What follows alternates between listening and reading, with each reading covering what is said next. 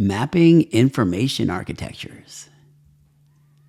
One of my hobbies is walking on old roads around the world and reverse engineering the moves of the architects who designed various systems and subsystems for moving energy around using work.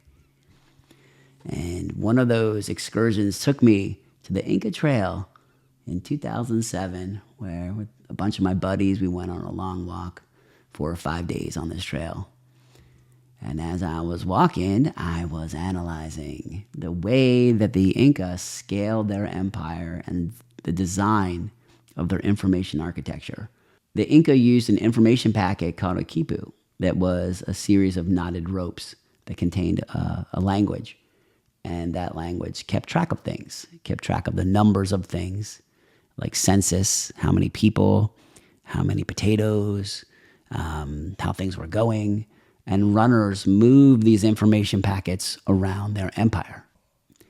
And this is very similar to the store and forward architecture we have today on the internet. And there were rest stops along the way, which are essentially routers.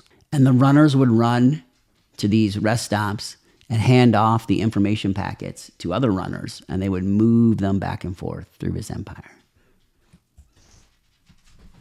If you think about businesses in terms of maps and mapping information and the movement of information from various functions, you see it works exactly like the design of the Inca Empire, except instead of moving across a landscape that is gathering food, what you're doing is you're moving information through a landscape that is optimizing job functions. And those job functions do things like generate new business by increasing the amount of potential money flowing into the business, and communication with customers that basically increases the conversion rates of the movement of that money, and having enough people in place to do the work, to service the demand.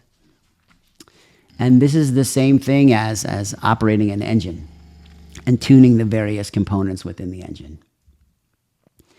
And it's possible to create a scale model of this, of the movement of the money and the things that you measure as the money is moving, and the performance of the people doing the work at each step in every process of the flow.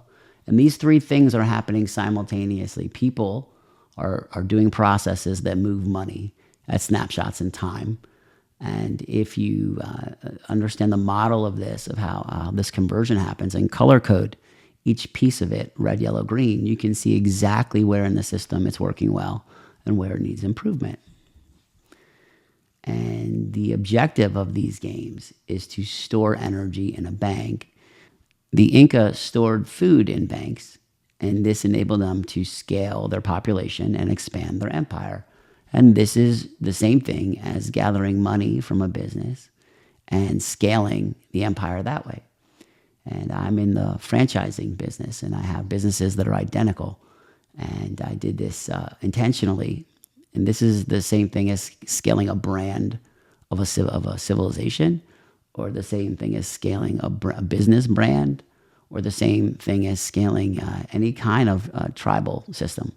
One thing I've seen all over the world walking on old roads is that the roads are designed to minimize time and maximize the amount of energy that's stored in a bank.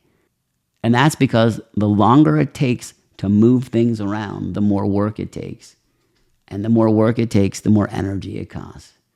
And that's why time is honey.